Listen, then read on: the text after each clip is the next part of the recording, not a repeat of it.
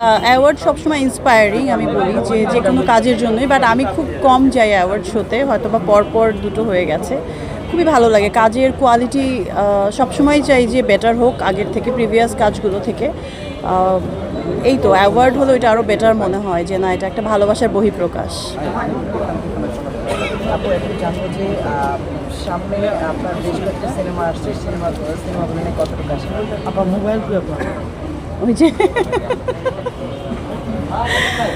আমি আশাবাদী, ছবিগুলো 3টা ছবি অলমোস্ট আমার শেষ, অল্প কিছু কাজ বাকি আছে, খুব শীঘ্রই প্রেক্ষাগৃহে মানুষ দেখতে পাবে।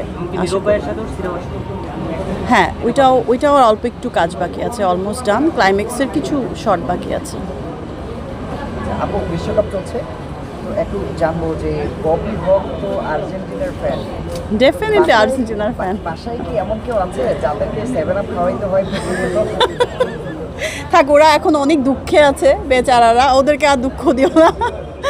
আর হোপফুলি আমার মনে হয় এবারও আগের মতো আর্জেন্টিনা কাপ নেবে, আমরা এটা আশা করি সবাই যারা আর্জেন্টিনার ফ্যান। সো থাক, ওদেরকে আর দুঃখ কষ্ট দিও না বেশি। বিতর্কের তো সৃষ্টি হয় যখন আর্জেন্টিনা প্রতিটা ম্যাচে জিতে যায়, তখন বিতর্কের সৃষ্টি হয় প্রতিটা ম্যাচে। এটা বিতর্কের কিছু নাই আর কি। যখন কারো খুব ফর্ম ভালো থাকে ওইটা ভালো চলতে থাকে, আবার অনেক সময় খারাপ। কতগুলো বছর ধরে আর্জেন্টিনা কত খারাপ খেলেছে, তাই না? আচ্ছা, একটু জানবো যে যদি মানে বন্ধুদের সাথে তো শর্ত হয় এমন খেলা নিয়ে, যেহেতু আর্জেন্টিনা ব্রাজিল আগে ছিল, তো তাদের বর্তমান সিচুয়েশনটা কি? তাদের সঙ্গে মজার কোনো শর্ত আছে নিশ্চয়ই? সেটা তো আছেই, খুবই। ওই যে এরকম বলছিল একটু আগে, কে যেন বলছিল এটা কি কিনে নিয়েছে, টাকা দিয়ে করেছে, এগুলো ওরকম তারা বলার চেষ্টা করে। আর ওইটা মোটেও অ্যাকসেপ্টেবল না, কারণ এটা সত্যিই না। মানে এমনকি তারা তো এও বলে যে বাংলাদেশ থেকে নাকি বিকাশে হ্যাঁ, আমাদের এত টাকা পয়সা হয়ে গেছে, আমরা বিকাশ করি। আচ্ছা, আপনার সিনেমা প্রসঙ্গে আপু, আপনার ক্যারিয়ারটা আমরা যেভাবে শুনতে দেখেছিলাম, সাকিব ভাইয়ের সাথে সিনেমা, তারপরে হচ্ছে আরও বেশ কিছু সিনেমা আমরা দেখেছিলাম, তো সেভাবে আমরা বর্তমান আপনাকে দেখতে পাচ্ছি না। মানে আসলে ব্যাড লাক নাকি গল্প পছন্দের ক্ষেত্রে কোনো ভুল হচ্ছে?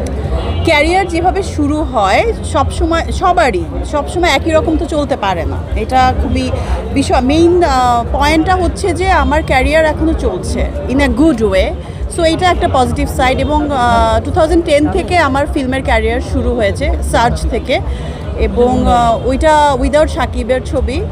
সেকেন্ড ছবিটাও দেহরক্ষী, খুব ভালো একটা ছবি ছিল, ওইটাও সাকিব ছাড়া। থার্ড ছবি তে ফুল অ্যান্ড ফাইনাল আফসারি ভাইয়ের ছবি, ওইটা সাকিবের সঙ্গে, এবং একটা টিভিসি দিয়ে স্টার্ট হয়েছে। ওর সঙ্গে আমার 5-6টা ছবি হয়েছে, খুব ভালো ছবি হয়েছে। আর বাকি ছবিগুলো সব উইদাউট সাকিব। সো ওগুলো অনেকগুলো ছবি আছে, ওগুলো খুব, যেমন অ্যাকশন জেসমিন, যেটা একটা পপুলার কন্টেন্ট, ওইটাতেও মানে হিরো ছিল অন্য একজন। সো ওইটা আমার উপরে গল্পটা ছিল, ওইটা একটা সাকসেসফুল একটা ফিল্ম ছিল। এখনও বঙ্গতে ওইটা খুব ভালো চলছে, আমি জানি এটা খুব পপুলার একটা কন্টেন্ট, সিনেমা হলেও খুব ভালো চলেছে। এই সিনেমাটা কিন্তু অক্ষয় কুমারের একটা সিনেমা থেকেই করা, এবং বাংলাদেশে একটা মান্না হয়ে সিনেমা করেছিল।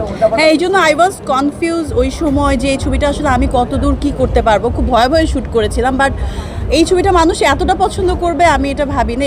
স্পেশালি বাচ্চারা খুব পছন্দ করেছে ছবিটা, এখনও খুব লাইক করে। সর্বশেষ আগামী 5 বছরের মধ্যে নিজের কেরিয়ার কথা দেখতে চান, এবং একই সঙ্গে আমরা সাকিব খানের সঙ্গে আপনার হ্যাঁ, ওর সাথে ইভেন আমার 1-1.5 বছর আগেও 2-3টা মিটিং হয়েছিল, 2টা ফিল্মের ব্যাপারে। সো সবাই যখন বারবার বলে যে আপনাদের 5-6টা ছবি ছিল, অনেক ভালো লেগেছে আপনাদের কেমিস্ট্রি। সো ইনশাল্লাহ কখনো হতেই পারে। আর নর্মালি সবাই তো আগের প্রিভিয়াস ক্যারিয়ার থেকে বেটার ওয়েতেই কাজ করতে চায়, কারণ আগে থেকে ভালো কাজ দিয়ে মানুষের সামনে, মানে একজন ভালো আর্টিস্ট চায় যে মানুষের সামনে ভালো কাজ নিয়ে আসা। সো সেটাই আমার আশা যে আফটার 5 ইয়ার্স আমি আমাকে অনেক বেটার আরও পরিপক্ক জায়গায় দেখতে চাই অ্যাজ এ আর্টিস্ট, অভিনেত্রী, যেটাই বলুক না কেন। এই তো আপু